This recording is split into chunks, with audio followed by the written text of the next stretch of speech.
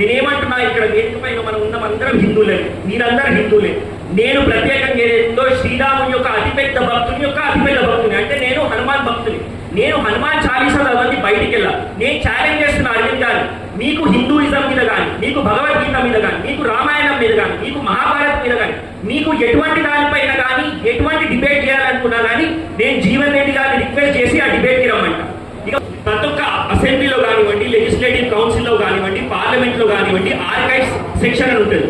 జీవన్ రెడ్డి గారు 2014 నుంచి 2018 వరకు ఏదైతుందో ఎమ్మెల్యేగా పనిచేసింది. 19 నుంచి ఈ రోజుకి ఏదైతుందో లెజిస్లేటివ్ కౌన్సిల్లో ఎమ్మెల్సీగా పనిచేస్తున్నారు. 2019లో మనం అరవింద్ గారిని ఇక్కడ ఎన్నుకున్న తర్వాత ఆయన పార్లమెంట్కి వెళ్ళారు. ఒక్కసారి రికార్డు తిరిగేయండి. నిజాం షుగర్ ఫ్యాక్టరీ కోసం గురించి కానీ, రైతుల గురించి కానీ, చక్కెర రైతులు అనుకోండి, పసుపు రైతుల గురించి కానివ్వండి, పసుపు యొక్క మద్దతు ధర గురించి కానివ్వండి, రైతుల యొక్క అధికారాల గురించి కానీ జీవన్ రెడ్డి గారు ఎన్నిసార్లు అసెంబ్లీలో మాట్లాడిండ్రు, ఎన్నిసార్లు కౌన్సిల్లో మాట్లాడిండ్రు, అరవింద్ గారు ఎన్నిసార్లు మాట్లాడిండ్రు ఒకసారి తిరిగే చూడండి. ఇదేదైతుందో కపట ప్రేమ, కేవలం ఓట్లు దండుకునేందుకు అరవింద్ మాట్లాడుతున్నాడు తప్ప ఆయనకు రైతుల పక్షాన ప్రేమనే లేదు. అసలు రైతులు ఏదైతుందో ఇదే భారతీయ జనతా పార్టీ ప్రభుత్వం 3 నల్ల చట్టాలు తీసుకొచ్చింది రైతులకు వ్యతిరేకంగా. ఆ రైతులకు వ్యతిరేకంగా చట్టాలు తీసుకొచ్చినప్పుడు ఉత్తర భారతదేశంలో, హర్యానాలో, పంజాబ్ లో ఎప్పుడైతే రైతులు దీక్షలు ధర్నాలు చేస్తే దాదాపు 600 రైతులని ఈ ప్రభుత్వం పొట్టగా పెట్టుకుంది. ఏది భారతీయ జనతా పార్టీ. నేను ఛాలెంజ్ చేస్తున్నాను, ఏ రోజైనా అరవింద్ 600 రైతులు జీవితం నష్టపోతే నోరిప్పి మాట్లాడిందా, లేకపోతే ప్రభుత్వాన్ని ఏదైతుందో ఖండించిందా?